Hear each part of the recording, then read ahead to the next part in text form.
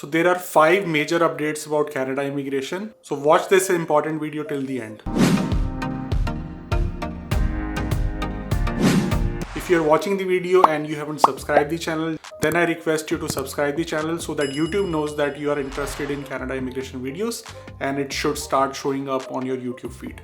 Let's proceed with the video. First update is very good update because there were people who were traveling from India. They were struggling a lot. They were stuck there because they got vaccinated. Despite getting fully vaccinated, they were not able to enter to Canada. Now the good news is that there are new vaccination which are got added in the approved list. So if you are fully vaccinated by those vaccines, you will be able to enter Canada. So new vaccine which are added in the approved list are Sinopharm, Sinovac or Covaxin. So a lot of people got vaccinated by Covaxin in India or maybe other countries as well. And they were very frustrated that despite getting double vaccinated, they were not able to enter to Canada. So it is a good news. If you were not aware of it, then we will provide a link in the description. You can check it in the detail. But these 3 vaccines are added in the FDA approved vaccines. So earlier in this list, there were only 4 vaccines: AstraZeneca, Pfizer, Moderna and Johnson & Johnson. Now this list will have 7 vaccines, including these 3 new added vaccines. So if you were not sure of getting vaccinated, that should you get Pfizer or Covaxin to enter in Canada, now this is the right time. You can get vaccinated by Covaxin or any other new vaccines which are got added and plan your travel to Canada. Update number 2, which is also related to travel. Certain groups of travelers who are currently exempt from the vaccination requirement will need to be vaccinated after 15th of January 2022. Travelers will need to be fully vaccinated to enter if they fall into any of these following groups. First group is family members of Canadian citizens, permanent residents and people registered under the Indian Act. Second group is international students 18 years or above. Third group is professional athletes and their support staff and amateur athletes. And fourth group is individual with valid work permit, including temporary foreign workers and participants in the International Experience Canada, which is IEC program. Once this rule will come into effect, unvaccinated or partially vaccinated people will be able to enter in Canada only if they meet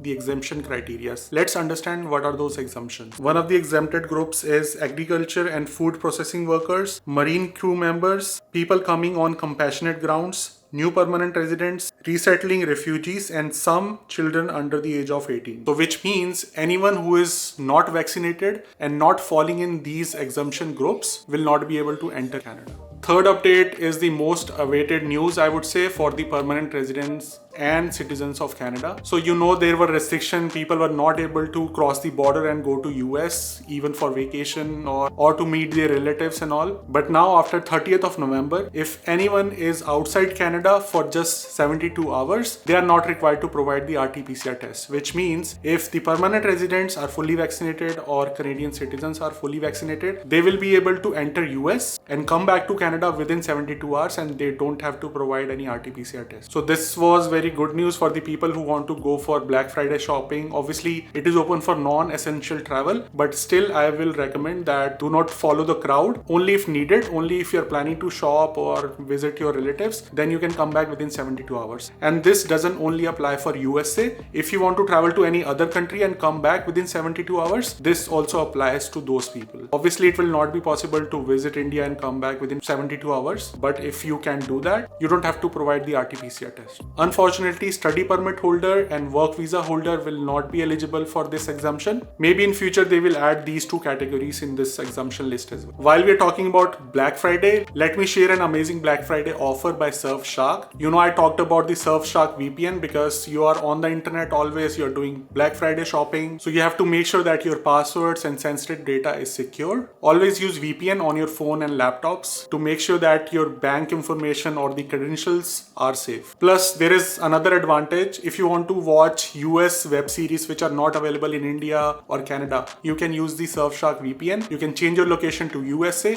and you will be able to watch the web series which are not available in your country. There is a huge Black Friday discount going on. There is a link in the description. Do check that out. It's an amazing discount for Black Friday. Let's talk about update number 4. So in the previous update, I talked about 72 hours of exemption. So you can move out of Canada and you can come back within 72 hours. You don't have to provide RT-PCR test. But I talked about US as well. So US also opened their border for Canadian citizens and permanent residents who are fully vaccinated. So if you're fully vaccinated, you don't have to provide any RT-PCR test. And for non-essential travel, you can take a flight, visit US, and then you can come back. But again, if you are staying there for more than 72 hours, then you will have to get the test done while entering in Canada. So that will be one of the disadvantage, but when you are entering in Canada, you don't have to do any testing. Also, there was another good announcement, and that was around the mixing of vaccination. So US was not considering the mixing of vaccination like Pfizer with Moderna, first dose of Pfizer, second dose of Moderna. Now they accepted that, and even if there are people who mixed their vaccination because of unavailability or their personal choice, so if they have a combination of approved vaccination, which is let's say